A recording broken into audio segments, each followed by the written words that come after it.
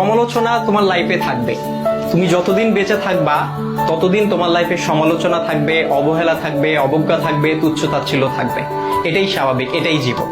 তবে এই যে সমালোচনা, এই যে তুচ্ছ-তাচ্ছিল্যতা, এই যে অবজ্ঞা, এই যে অবহেলা, এই বিষয়গুলোকে খারাপ লাগার দিক হিসেবে নিলে হবে না। এগুলোকে তোমার অনুপ্রেরণা হিসেবে নিতে হবে। কারণ তুমি যখন এগুলোকে অনুপ্রেরণা হিসেবে নিবা, তখন এটা তোমার মধ্যে একটা জেদ তৈরি করবে। আর যেই জেদটা তোমাকে কঠোর পরিশ্রম করতে কি করবে ভাইয়া? অনুপ্রাণিত করবে।